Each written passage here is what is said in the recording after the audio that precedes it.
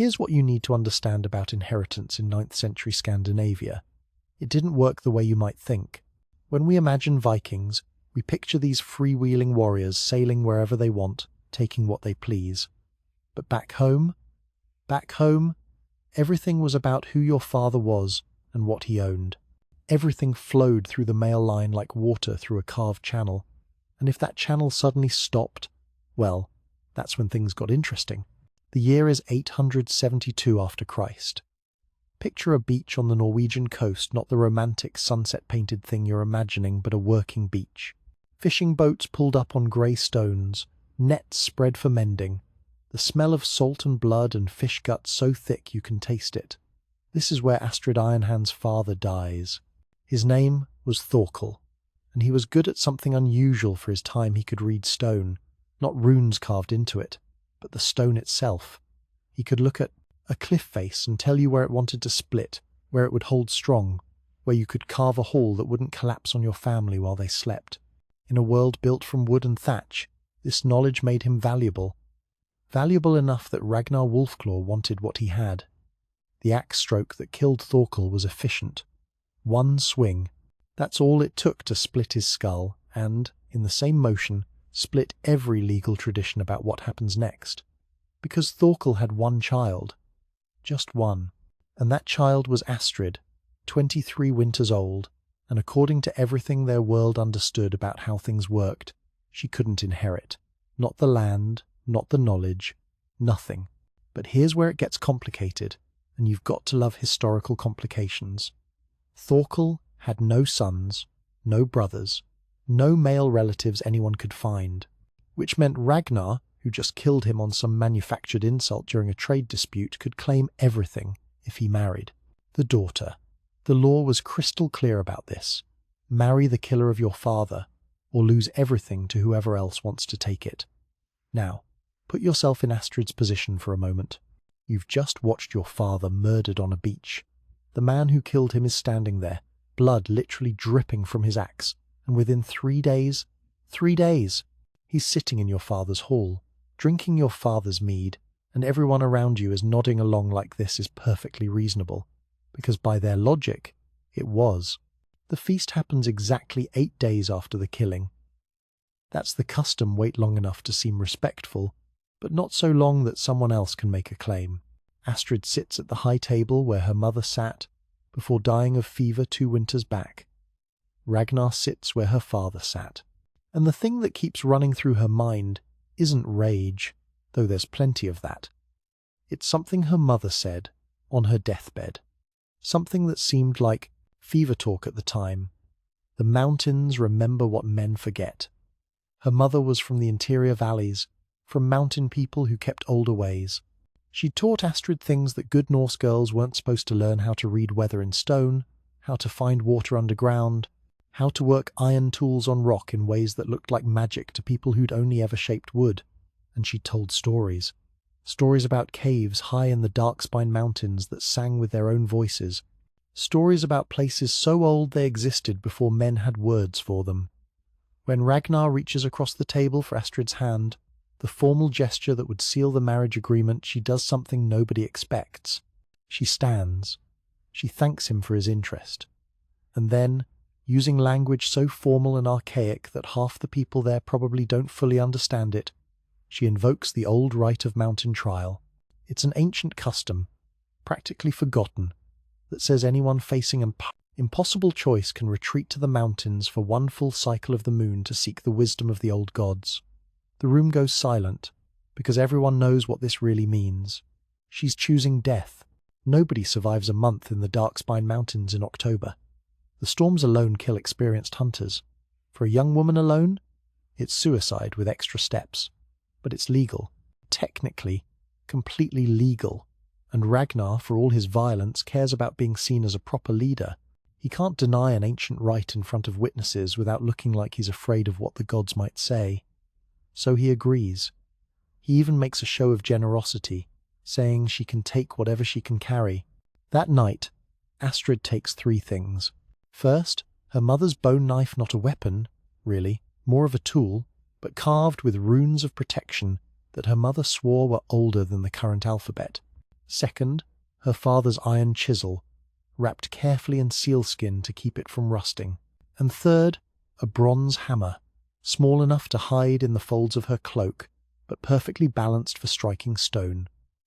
She leaves before dawn, and I want you to picture this moment because it matters. She's not running away in panic. She's walking deliberately toward mountains that everyone in her village tells stories about. Mountains where the wind sounds like voices. Mountains where stones fall without warning and caves collapse on the unwary. Mountains that, according to legend, have been standing since before the gods themselves were young. The Darkspine Range rises like a wall of frozen shadow against the pre-dawn sky. Some peaks still hold last year's snow in crevices where sun never reaches. The paths she takes aren't really paths, more like suggestions in the rock where water runs during spring melt, or where mountain goats have worn shallow tracks that could just as easily lead to good grazing as to a cliff edge. She's carrying maybe 40 pounds of supplies, food for 10 days if she's careful, fire-starting materials, rope, the tools, and she's wearing every piece of warm clothing she owns, layered like armor against the cold that's coming. Because here's the thing about mountains. In October, they don't care about your story. They don't care that you're escaping a forced marriage to your father's killer. They don't care that you're carrying knowledge that might die with you. Mountains have been wearing down civilizations since before humans climbed out of caves, and they'll be here long after our greatest buildings collapse. And Astrid Ironhand is climbing toward them anyway, following a half-remembered story about caves that sing. The first 2 days nearly kill her. Not dramatically, there's no avalanche, no fall from a cliff edge. Just cold. The kind of cold that seeps into your bones and makes you forget what warmth feels like. October storms in the high mountains don't mess around. The wind hits her like a physical thing, ice crystals driven.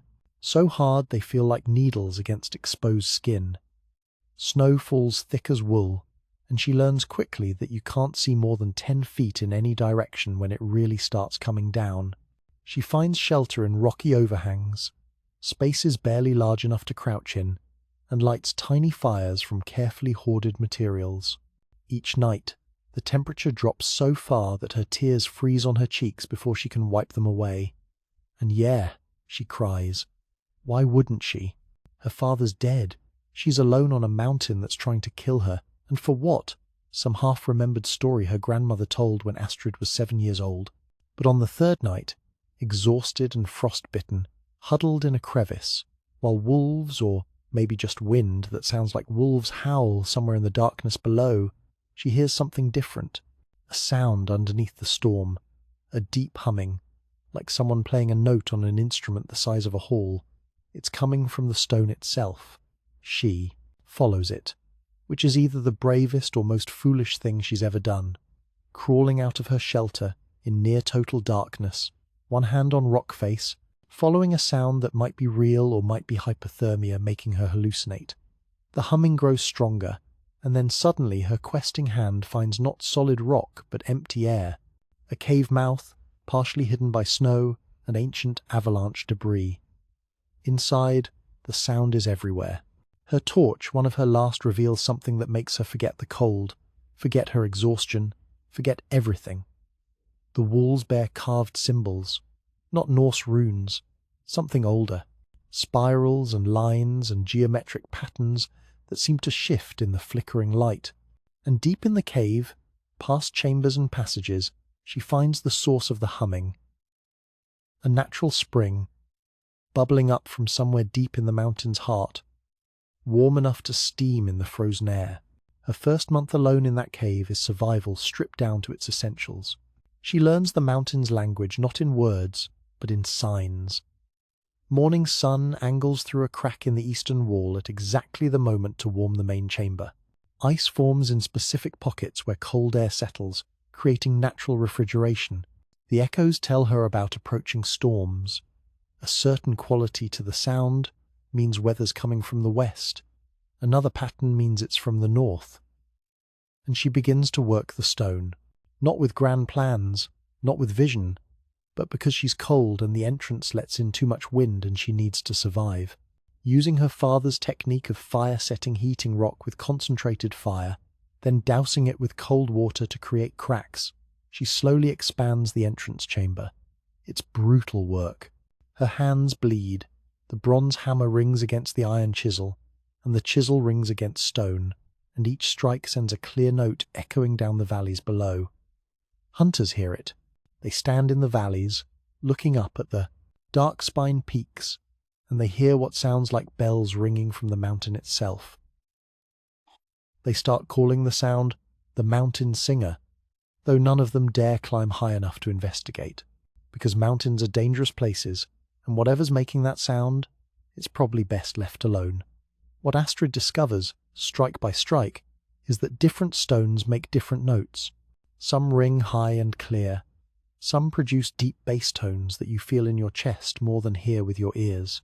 And if you arrange them right, if you work them in specific patterns, you can create spaces where sound behaves in impossible ways. She's not trying to build a fortress. Not yet. She's trying to stay alive. But in the process of staying alive, she's stumbling onto something remarkable. Something that will change everything. Spring comes to the mountains in 873, and with it comes the outcasts. Now, here's what you have to understand about Norse society. It was actually pretty flexible in some ways, but absolutely rigid in others. You could get away with a lot of violence, a lot of aggressive behavior that was expected, even celebrated. But break certain social rules? Suddenly you're nobody. You don't exist. And if you don't exist, well, where do you go? You go to the mountains. You go to where the mountain singer rings. First comes Ulf One-Eye. He was a shipbuilder, and a good one. The kind who understood how to make joints that flexed with the waves instead of fighting them. But he defended a thrall woman from his Jarl's son, and that was the line he shouldn't have crossed. So he walks up the mountain paths with nothing but the knowledge in his head, and a set of woodworking tools wrapped in oiled leather. Astrid nearly kills him. She's lived alone for 6 months, and when she sees a figure approaching her cave, her first instinct is defense. But Ulf stops well short of the entrance, sets down his tools where she can see them, and waits. Just waits. For 3 hours in the spring sunshine until she finally comes out to talk. The mountain sings, he says by way of introduction, and I build things that float. Seems like we might have interests in common. Then comes Brigid. Now, Brigid's story is different but familiar. She's what they call a wise woman, knows herbs, knows healing, knows the old prayers that Christians don't like hearing. When the new priests came through her village, demanding she burn her healing herbs and accept Christ alone, she refused. Politely, but definitely. That was enough. They burned her house instead, and she barely escaped with her life and a pouch of seeds that represent years of careful cultivation. By summer's end, there are 12 of them, each one an outcast, each one carrying skills that were valuable right up until they weren't. A blacksmith who refused to make weapons for a blood feud, a weaver who was caught with another woman, a farmer who spoke against a Jarl's decision. The forgotten and the exiled, climbing toward the sound of ringing stone. And Astrid? She transforms from survivor to architect, because now she's not just keeping herself alive, she's building something that can keep all of them alive. And that requires thinking bigger. The cave system, it turns out, is extensive.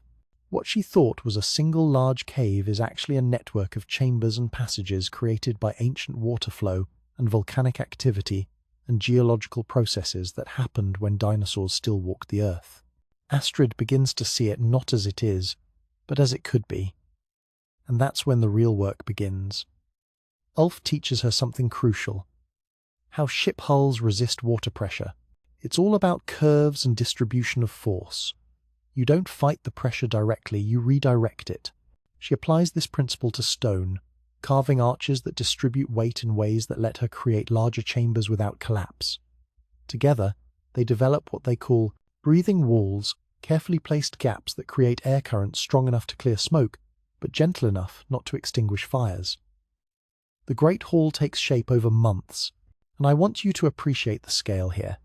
They're working with hand tools, bronze hammers, iron chisels, fire and water and patience. They're moving tons of rock, literally tons, in a time before machinery, before engineering tables, before any of the tools we'd consider essential today. But they have something better. They have necessity and imagination and a complete freedom from caring what anyone thinks is possible. The entrance becomes a masterpiece of deception. From outside, it looks barely large enough for one person to squeeze through, natural, unpromising. But inside, it opens into a hall that could hold 50 people comfortably. The secret is in the angles they carve the passage, so it turns and slopes in ways that hide the true size until you're actually inside. Astrid develops false passages, dead ends, loops that bring you back to where you started. The true path requires knowing which unmarked stones to press a system so subtle that even she has to pay attention to remember the sequence. Murder holes openings where defenders could attack from above, hide behind what look like natural rock formations. You could walk past them 5 times and never notice until rocks started falling on your head. The main hall's ceiling rises 30 feet high.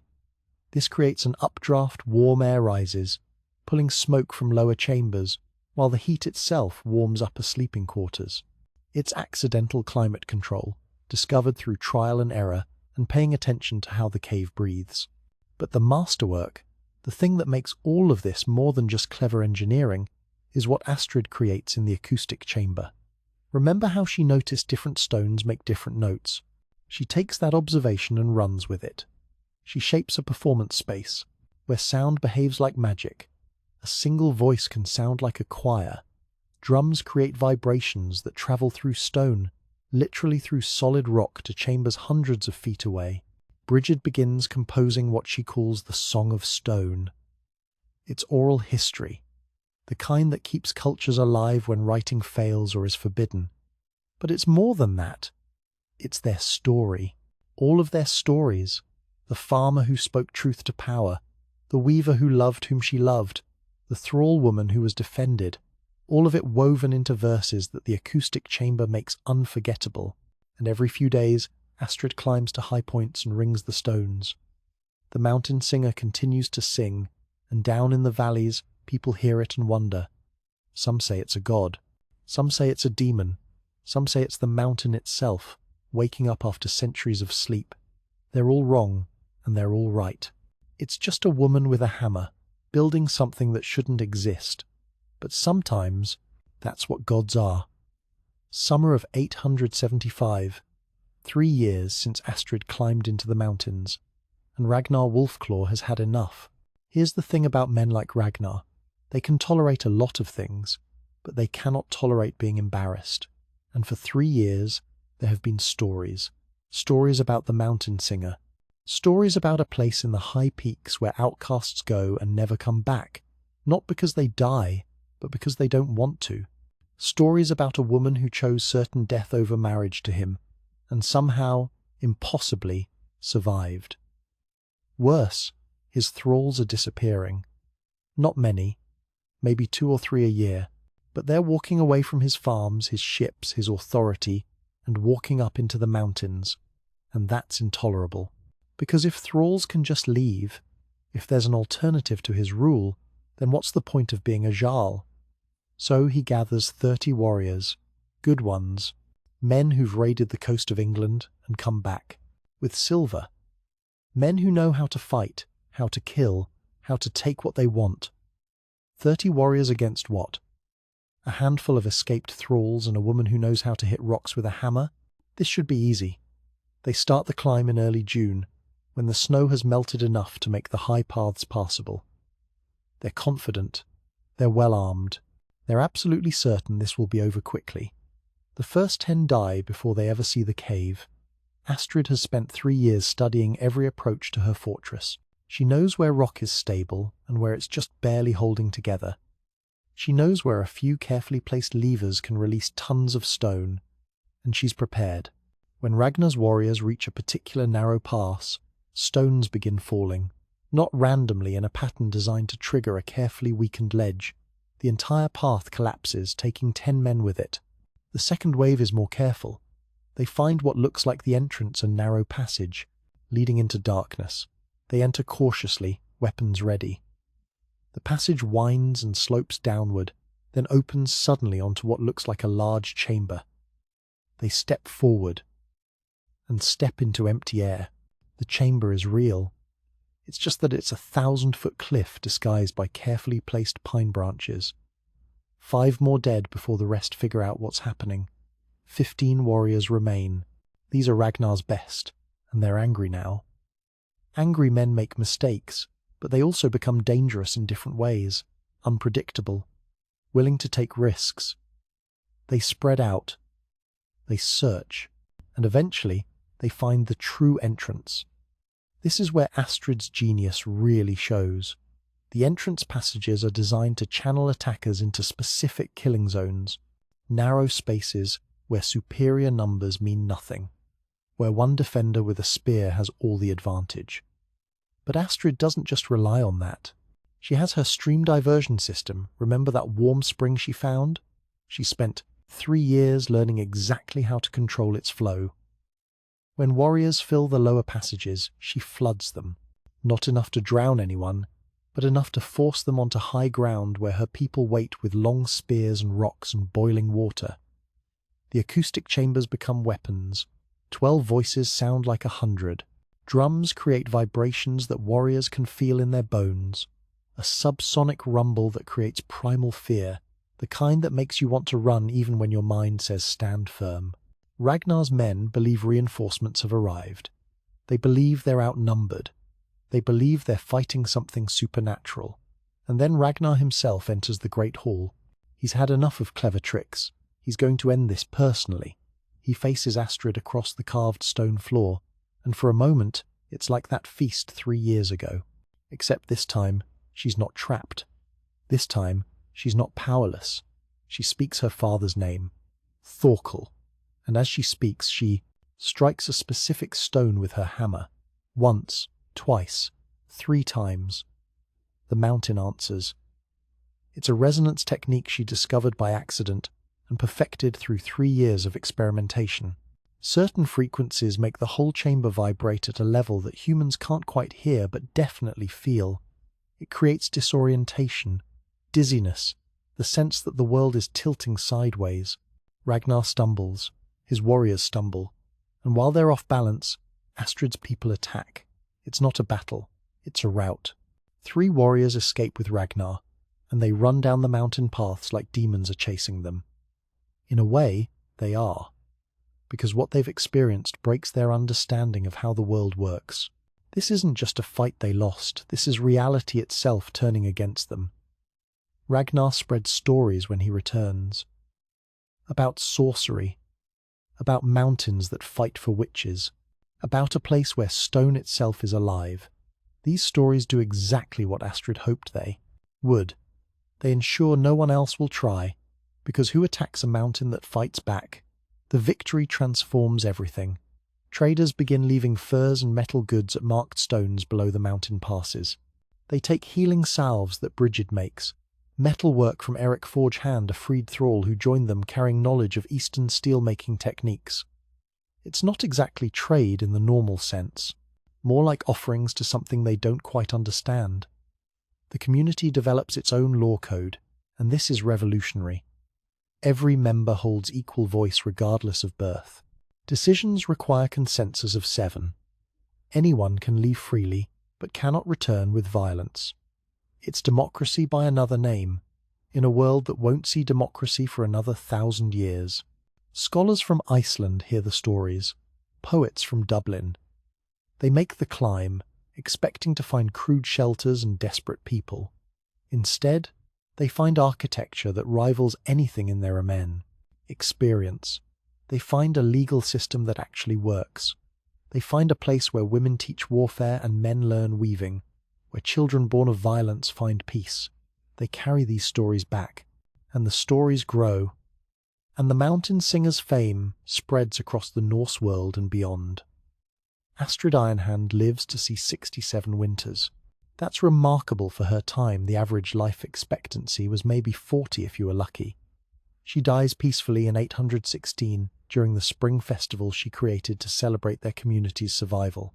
Not from violence, not from disease, just from time running out the way it does for everyone eventually. Her last act is to carve words into stone with her own hand, even though the arthritis makes it agony. Stone remembers. Water persists. We are both. The shelter continues. That's the amazing thing. It doesn't collapse with her death like you might expect. The community she built outlasts her by centuries. It adapts. When Christianity sweeps through Scandinavia in the following decades, they claim dedication to St. Barbara, patron saint of miners. It's a clever move. They can keep the old ways in the deeper chambers, while presenting an acceptable face to the new religious order. Astrid's descendants, not of blood, but of choice, of training, of shared values, preserve her technical innovations. They marry into valley families, carry mountain knowledge downward. Her stoneworking techniques spread through Norway and Sweden, through Denmark and beyond. That interwoven pattern she developed to strengthen joints without nails. It starts showing up in buildings across Scandinavia. The year 1100 brings official Norwegian royal recognition. The shelter becomes a free holding, exempt from taxation in exchange for maintaining the mountain passes. It's a practical arrangement. The community knows the mountains better than anyone, and keeping the passes open benefits everyone. But it's also legal recognition of something unprecedented, a self-governing community of former outcasts who've built something that works. By 1300, they've evolved into a guild of master stoneworkers. That Astrid's signature style, you can see it in cathedrals from Trondheim to Uppsala, Norwegian churches with acoustic properties that seem almost magical, Swedish halls where whispers carry perfectly to altars. The techniques spread because they work, and they work because Astrid spent 3 years learning how mountains breathe and stones sing. The Black Death comes in 1349. It empties the shelter like it emptied half of Europe. The survivors scatter, carrying their memories and skills with them. The mountain falls silent. For nearly 600 years, the shelter becomes a legend, then a story, then a footnote in obscure sagas that scholars argue about. Until 1923. An archaeological team from the University of Oslo is surveying medieval trade routes when they find the entrance. Almost by accident, one of them takes shelter from a storm and notices the acoustic properties of the cave mouth. They explore deeper, and what they find stops them cold. The acoustic chambers anticipate modern concert hall design by 1,000 years. The mathematics of it, the angles, the curves, the way sound reflects and amplifies, this is engineering that Europe supposedly didn't understand until the Renaissance. The water management system includes filtration through sand and charcoal layers. Primitive, yes, but effective, and functional after 9 centuries of neglect. But the real treasure is the hidden chamber. Astrid's technical manual, carved in runes on the walls, detailed diagrams showing load-bearing arch construction that wouldn't be officially discovered in Europe for 200 years after she used it. Mathematical principles of resonance, frequency, that modern engineers study with genuine respect. She had no formal training, no access to books or experts. She just paid attention. She experimented. She learned from failure and success alike. Modern anthropologists examine the preserved textiles. Yes, textiles survive in the dry, cold chambers and find a unique artistic style. Norse patterns blending with Celtic influences and something else. Something they can't quite identify. Cultural mixing that wasn't supposed to happen. People who weren't supposed to work together, creating something entirely new. Today, the shelter is a Norwegian national monument. 40,000 visitors a year make the climb much easier now with modern paths and safety equipment. The triple mountain symbol Astrid carved above the entrance has become an international emblem of women's independence. You'll see it on everything, from academic publications to protest signs. 3 peaks united by a single base, separate but connected, different but strong. Virtual reconstructions show the spaces as they were. Common areas designed to encourage gathering. Humans are social animals, and Astrid understood that isolation breaks communities. Private niches for solitude because humans also need space to think, to be alone with themselves. Sight lines that provide security without creating paranoia. Every detail considered, every choice intentional. The acoustic chamber gets the most attention. Modern engineers bring equipment and measure frequencies. They prove that yes, absolutely, A single drum could create standing waves that vibrate specific stones in sequence. You could play the mountain like an instrument. You could create melodies from geology itself. Astrid figured this out with Bronze Age tools and patience, and an absolute refusal to accept that something was impossible just because no one had done it before. Here's what stays with me about Astrid's story. She wasn't trying to change the world. She was trying to survive. She was trying to escape an intolerable situation and maybe find a place where she could live on her own terms. Everything else, the fortress, the community, the innovations, the legacy, all of that came from just trying to make it through another day. And maybe that's the lesson. Maybe world changing doesn't require grand plans or divine inspiration. Maybe it just requires refusing to accept that things have to be the way they've always been. Maybe it requires paying attention to how mountains breathe and stones sing and water flows. Maybe it requires building something, one strike of hammer on chisel at a time, even when everyone says it's impossible. Astrid Ironhand lived 1200 years ago. She's been dead for 11 centuries. But you can still visit the hall she carved. You can still see her technical manual. You can still stand in her acoustic chamber and hear how stone sings. Stone remembers, water persists. And sometimes, if we're lucky, so do we.